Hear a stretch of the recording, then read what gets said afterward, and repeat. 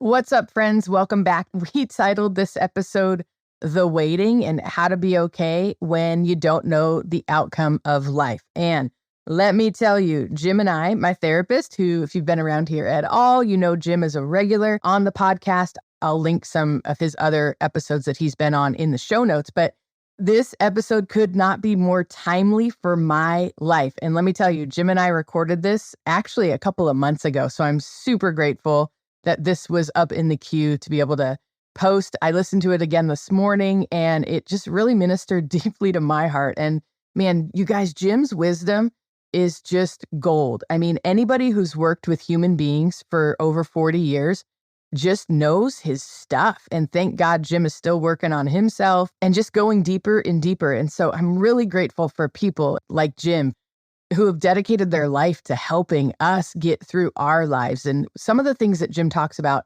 he talks about us learning the language of our own souls. And he also mentioned this one line about how these wounds or these things that we've been through in life, they've driven nails into our soul. They've driven nails into the post of who we are. And it's so beautiful to think about how as we journey through this life, that God sends us messengers or people or human beings to help heal these places in us. You guys know I'm a firm believer in community. It's one of the reasons why we created the Feel Better Journey community and all of that. But one of the things that I think is just so profound is how God uses one another to heal one another. And I think it's the Holy Spirit in us and in all of that. And so anyways, this episode really ministered to my heart and hearing Jim's heart and perspective on it. And I shared a little bit about my life.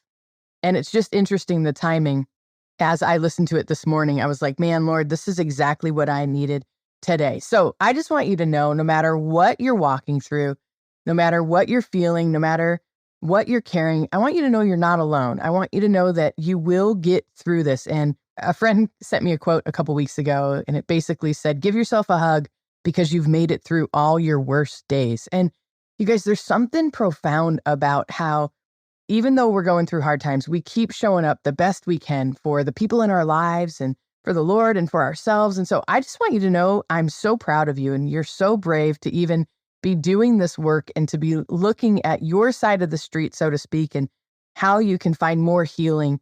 I'm really, really grateful for this community, and I'm really grateful for the perspective that Jim brings about us when we are triggered in the circumstances of life. And we all have things in our lives that, trust me, can trigger us, right? We have scary things, we have frustrating things, we have infuriating things, we have all these things. It's like, how can we use these incidents, these circumstances, as a way to partner with God to be able to minister to these deeper parts of us, right? Because we all have these deeper parts. Some of us deal with abandonment issues. Some of us deal with rejection issues. Some of us deal with this deeply profound fear and dread and, oh no, what's coming next? And you guys, it's all of these circumstances that happen in our lives, no matter how hard they can be, they truly can be looked at as ways to be able to minister deeply and richly to these places. So anyways, I hope you enjoy the episode. Sit back, enjoy, grab yourself an iced tea. If you're driving, man, keep your eyes on the road. But I hope this episode blesses you. I'm so grateful you're here. And if you're new around here, please head to the show notes, or even if you're a regular and you haven't signed up yet for my email list, please head to the show notes. There's a link in there. It'll say, sign up for the email list. I send weekly encouragement and emails and that sort of thing. And I promise not to spam you. Trust me, it's hard enough to get one email a week out, so I won't be sending any more than that. But anyways, I'm here to encourage you, and that's what I'm here for. So I'm so grateful you're here. I hope this episode blesses you. Also, it gets a little colorful because apparently I really like the S word. So if you have little children or you're around other humans, maybe just put your AirPods in. I don't want to offend any little children. So just a little heads up there. All right, you guys, I love you, and I'm so grateful you're here. Enjoy the episode. Welcome to a Holy Mess podcast. All right, my friends, we all know life can be so difficult and painful at times, especially when we're carrying grief or loss, or wrestling with shame about our past, anxiety about our future, or frankly, like we are just not enough. But there has to be so much more for us. There is hope and joy, peace, love, fun, purpose, and a reason that you, my friend, are on this planet. Let's partner with God so you can be who He created you to be as you wrestle through and trudge through your mess. Hi, I'm Danny, a recovering alcoholic, a mom, a wife, a mentor, and dust. We are only here for a moment. Let's live like it. I'm just like you. I'm a holy mess most days. Actually, every day. Let's have some fun and laugh while trudging through our mess. This stuff doesn't need to be dry and boring. Let's dig in. Hi, Jim. Hi, Danny. Hey, it's good to see you again. You too. Thanks for coming on the podcast. Absolutely. So what we're going to talk about today that I want you to help people with, because I think it's so common, is that when we're living in between, right? There's things that are on our mind, things that are on our heart, things that we're uncertain about, but we can't fix them yet, right? And it could be a wayward child that's in between. It could be a health issue. I got a CT scan that I haven't got the news back from. It can be some other situation unfolding in my life that I just can't fix yet. And I've got to live in this waiting period, which is full of anxiety, right? Our head just gets going and we start to get all worried and our body starts to hijack us, right? It's so common because really, if you think about it, we're always waiting for something. There's always something, right? Nobody's totally finished. Our kids are still growing up, or they're still, who knows what's going to happen. You know, this situation's happening. I don't know, but, you know, my bad knee, if I'm going to have to get a, knee job done. You know, we're always sort of in between in something in our life. It's never totally in focus and finished, right? So I think you're in a great position to, if you could speak to this idea, how do you live in between? How do you live when you have to wait and you can't know? How do I find peace in the waiting? Well, I think you're asking the wrong person.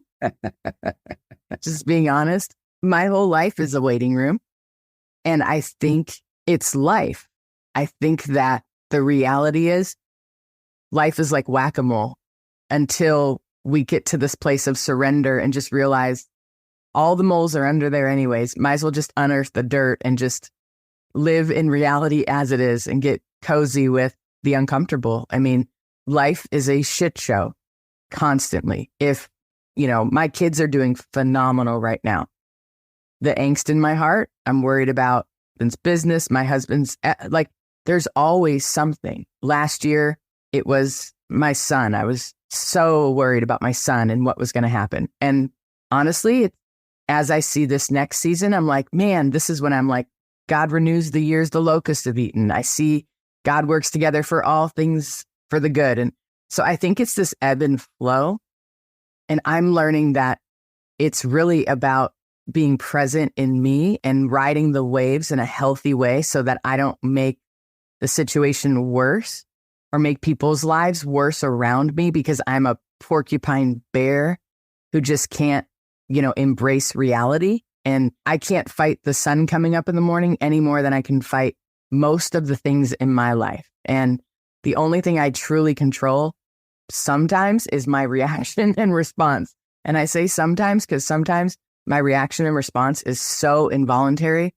And then I just beat myself up for how I reacted wrong or how I responded wrong. And then I have to kind of go around the whole headspace of, well, of course I responded that way. It's like all this self-talk and life's exhausting, but it's also this beautiful adventure. And there are glimmers of great things that come through the shittiest things and the hardest things that we walk through. And that's my belief. That's my mantra. I'm holding on. My faith is what in life turning out for the best for my good is my paradigm now. It has to be. Otherwise, there's no point. There's no point. I mean, honestly, I would have given up years ago if I didn't have this eternal optimism that I've been trying to cling to, and despair and shame trying to break out of. Yeah, so it's sort of holding those together, right? There's this fear and anxiety and despair with parts of optimism and peace in the process. Yeah, and to be truthful, the fear and despair and anxiety, yes, they were triggered by the situation, but truly, it's just my teacher in the moment of what's deeper. What does the deeper part of Danny need? Since childhood, since in the womb, I've needed stability. I've needed security. It's what I was created for, right? And so anytime anything triggers instability, or insecurity or rejection or abandonment, I go crazy. I lose my mind for a second. So it's my job to take care of Danny and go, oh, that's just the primitive part of me that needs some comfort. Of course, this situation's crazy. It's all going to work out because that's the way I believe it's going to work out. And it's a way healthier way for me to live, mindset wise, heart set, body set, all the things. So, but I think it's looking at these fears and anxieties as my teachers, not as my curses. And for so many years, Jim, you know this better than anybody. Oh my gosh, my fear, my anxiety, my rejection, instability, all of those were curses to me. It was like, oh, that just painted the picture that Danny was screwed. Danny's unworthy. Yeah. Danny, and as these years of doing this inner healing work, I've realized through a lot of brilliant teachers in that these hard things are actually growing me and helping me get more stable in myself and honestly growing my faith and growing my connection with my creator and connection with other human beings where I can be real and vulnerable. And total side note, there's a situation going on in our life right now where someone got caught in a web of lies. And I feel for them, even though their lies hurt me and hurt us so extraordinarily much. I feel for them because there was a time in my life when I was caught in those webs and all I did was lie. I was manipulating my way through life and lying, and it was like exhausting and horrible. And now the truth sets you free because it's just an easier way to live. Like it's just way easier to not have to mitigate more drama and be honest with our limitations and be honest with our situation and be honest with our motives. I think the end of the day, the hardest stuff that we go through, for me, how I get through it, Jim, this is a very long answer to your short question, but how I get through it is try to get 30,000 foot view that this situation is not actually the issue that's going on. The issue that's going on is the explosive thing that went off in me, fear, shame, anxiety, all of those. And how do I nurture with the power of the Holy Spirit? Like, how do I bring healing and nurture to those places? Sometimes it's through community. Sometimes it's through going on a walk. Sometimes it's through therapy. Sometimes it's through eating a healthy meal. Sometimes it's through being very intentional to get 9 hours of sleep, because 4 hours of sleep, Danny, is a bitch. Like, let's just be real. Okay. So what I'm hearing you say is the challenge is to refocus what's really going on, right? And to put the problem inside versus outside. Exactly. To look inside with grace, I'm sure, and compassion, but it's always an inside job of how do I take care of that deeper wound or deeper instability, the deeper fears and anxieties that are in me. Exactly. Nurture that part of me and be able then to speak to and nurture and love that part of me so that then the outside stuff has less power. Yeah. And it's really easy to talk about, Jim. It's really hard to do, right? So let's give some specific examples. So I have a friend right now struggling financially. She's a real estate loan broker and loans are down. So she's struggling because she's worried about her mortgage. Okay. So yes, that is definitely an external issue that she needs to figure out. Okay, am I going to stay in this job? Am I going to try to drum up more business? Like, there's definitely external things that need to be worked on. However, the deeper thing going on and the root that's bothering her is her fear of instability and her fear of, oh my gosh, am I going to have to downsize? And that's going to disappoint my 4 kids. And oh my gosh, is my husband going to have to change his job and maybe travel out of? So it's the deeper thing of that instability and fear that it's triggered in her and anxiety. And so another example would be a child. Let's say you have a 20-year-old kid who's off the rails. Okay. So yes, we're concerned about that 20-year-old kid off the rails. Of course, what parent wouldn't be? But I think what it triggers in us, a little bit of like, oh God, what did I do wrong? Like, I think it triggers, oh shit, I blew it. Or I should have saw this coming when he was 7 or when she was 7 or oh my gosh, is there anything I can do right now? How can I rescue this kid from this situation? When the reality is, once your kid's like teenagers, I'm learning, I feel like I've already lost a lot of control and my kids are still in the home. So, I mean, I'm just being real. I feel like now I'm just trying to be a bumper. So, but the deeper thing is, yes, the kid's off the rails, but the deeper thing is what it triggers in us, fear of that kid's future, because we also project all our pain on those that we love, and we want to protect them from that. And that's God's gift. So it's beautiful too. When we struggle because someone else is struggling, especially our children or our spouse or our friends, that shows the compassion and love of Christ in us. I mean, there's so many people that don't struggle. So it's like, that's got to be the love of God that's exuding out of us. So I always am trying to get away. And it's hard because I'm a pit bull, and Jim knows this. I'm tenacious, and I'm justice minded. So I get very lost on the one specific issue, but it's always the deeper thing going on. And that's the only thing I have control of healing. I can't fix what's going to happen externally with my kids, what decisions they're going to make. I can try to control them, but I think that only causes more issues. So really, in a way, it's like that refocusing inside, identify, and it's the usual suspects, right? Yeah. They keep reappearing. The same stuff keeps reappearing. Finding ways to be compassionate and caring towards that self. There's probably some real practical things with boundaries. And do I look on my kids' Facebook or not? You know, do I even want to know what their Instagram looks like? You know, I may not want to know yet if I can't handle it, you know, and I'm doing some practical things to help me not be triggered so much. But when I am triggered, it sounds like, and I heard you say, I really try to find gratitude for those triggers instead of resisting them, right? Fighting them, that which resist, persist. In a sense, I sort of receive them as gifts for me. That's so hard to do, Danny, when it's someone got cancer or someone's spouse is leaving or their kids are like, you know, drinking too much. Very hard to receive. But the minute you receive it, you start to now change how you relate to it. Yeah. I mean, and I think that's the goal. It is hard because I know for many years when you would say this to me, I'd be like, Jim, you're so full of shit. Like, how do you do this? Like, this is hard. And how can I look at this stuff as a gift? I think that it's a gift in that because it brings to light what God is still trying to sanctify in us, if you want to put it that way. Okay. So it's bringing to light our deeper places that need the love and the grace of God. How do we get that? Through community, through felt experience, right? These wounds need the love. And when something happens, that's the first thing. It's like it hits my wound of rejection, right? And so one of my core wounds is rejection and abandonment. So something could happen to someone else that doesn't have that core wound, and they're worried about a different aspect of it, where I'm like, oh, that was such a personal betrayal.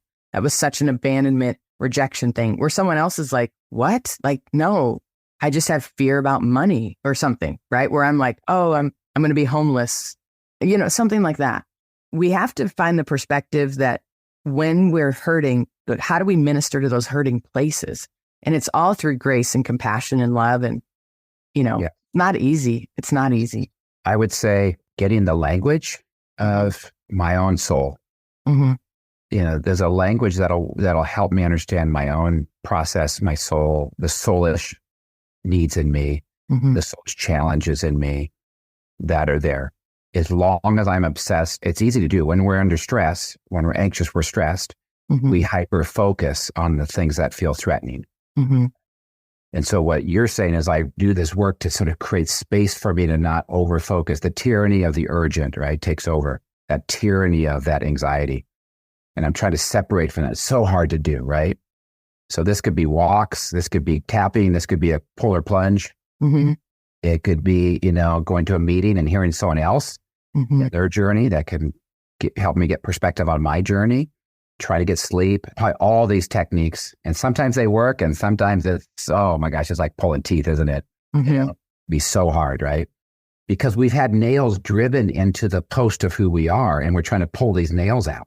And man, I tell you, many times we don't have the right hammer to pull it out, right? And sometimes we need a big crowbar. And it's like these things are driven deep into our soul. And those are those wounds, those primary wounds. It was interesting. I remember reading that some of the research shows that if mothers go through trauma, especially in the second trimester, right? So months 3 to 6 of the baby's formation, if the mother went through a trauma, the risk for the child is much higher, right? Well, what's happening? That child's brain's forming and they're being flushed with stress hormones. This is physical. This is biological, right? That's going on. So we got to fight biology with biology. And so I'm doing chemical, you know, biological things to create inside of me, you know, changes to fight my own biology, right? So it's great, all those tools. to help me create space, and the physical tools and the mental tools. That image, oh my gosh, Jim, the nailing into our souls, like it's so accurate. It's so accurate. The only thing I would add, and this is just my personal belief, is that we can't do this work alone. We cannot heal ourselves by ourselves. Yeah. And that is why we have to find good, safe, trustworthy people to process with and to share the things that we don't want to share with any other human. And because of embarrassment or shame or regret or anything else. And so I think that there's just no way to pull those nails on our own without causing more damage. And so, but that is such a beautiful illustration. And I think it's accurate. And I think that anyone who says it's just a prayer and a verse, man, let's find out what meds they're on. And I'd like some of those. That'd be great. This is why people want to anesthetize themselves. That's how they're drinking and smoking weed every day, because they're just, to live in their own body is so hard. So this sense of perspective, of putting the problem inside, of using those things that come and challenge us as gifts to teach us the deeper need inside of us. I love that. If it's too much of a stretch for you guys to call it a gift, which I get, okay, like at this point, I've been doing this work for many years. So now I'm like, it's all a gift because of what it's growing in me. But 10 years ago, 5 years ago, I don't think I could have called it a gift. Okay. Yeah. But let's call it a teacher. Let's call it, just ask the question, what's deeper? What's it hitting in me deeper than just the situation that I'm scared about paying my bills? Okay. I get it. Fear of financial stuff is hard, but what's the deeper thing? What did it hit? Just ask yourself, even if you're having an issue with your spouse, what is it hitting deeper in you? That's how you're going to begin to unearth it so you can live in reality more comfortably. We can't always change our realities. The goal, though, is, you guys, to be able to live in it and thrive no matter what. And, you know, people who get diagnosed with stage 4 cancer, that's hard. But I have friends who have stage 4 cancer that are living life to the fullest. They live life more to the full than me because they know their days are numbered. So it's like, I look at it like, oh my gosh, stage 4 cancer is a curse. They're looking at it like, yeah, it's kind of hard. I'm bummed, but it's a gift too, because I wouldn't have retired. I wouldn't have gone on all these trips. I wouldn't have met all these people. I wouldn't have found all this deeper meaning in life. What? Like, that's glorious. Like, if that's not a gift, I don't know what a gift is. That's beautiful. Wow, that's really good, Danny. So that's this radical openness to life. Yeah. This openness to all without attachment to outcomes. That it doesn't have to be an external outcome, that it's all an inside job. In a way, I'm surrendering it all, that there's something that has to happen out there for me to be okay. Yeah. That's hard. I mean, I tell you, we got people listening right now that have kids that are like in difficult situations. They have marriages that are dead ends. You know, they have health issues that are going to be, they could die of. And you're saying all of it. There's nothing that isn't ultimately a teacher, maybe even a gift at some point. Exactly. Yeah. And the minute you call it a gift, it becomes a gift. When you can't call it a gift, it's not a gift. True. Right. It's a curse. Yeah. You're right. It's all about changing perspective. And the only perspective we can control to change is our own. There's a saying in 12-step programs, fake it till you make it. What they're saying is try it on until it fits. They're not saying be deceitful. In fact, that's the absolute opposite of any recovery program. They're just saying try it on until it fits. Try it on until you're comfortable. And learning, let me tell you, for me, learning to be more functional is way more difficult than just going back to old dysfunction. Old dysfunctional Danny really likes to get pissed off about all the injustices. And it's just about those issues. But when you scratch the surface at all, it's the deeper things is really the issue inside. Yeah. Yeah. When you share that in community and you hear other people that are dealing with things that would, like, you just can't imagine. Sure. And you actually see them living it. That they probably the last person to say, I'm doing great, but you see them living life and being able to still find joy and purpose and peace in their life as it is. Wow. These are heroes. Heroes. So it's embracing it. You know, they say you move from things happening to you to things happening for you. Oh, that's hard. That's hard. It's really hard in the moment, right? But as we fight that, then when they happen for us, then we have that agency, right? so much of our despair is in our helplessness that we're just as subject to life. Other people are making decisions, other things are going to happen. I'm just stuck until they do X, Y, or Z. And what you're saying is, no, I'm not. I get to find ways to have my own sense of self, whatever they do and whatever outcome happens, right? We're not invested in outcomes. The outcome, in a certain sense, on the outside doesn't matter as much as the inside practices to one day at a time to take care of myself. Danny, that's gold. That's gold, but it's so hard to do. So hard. So hard to practice that, right? To experience that, right?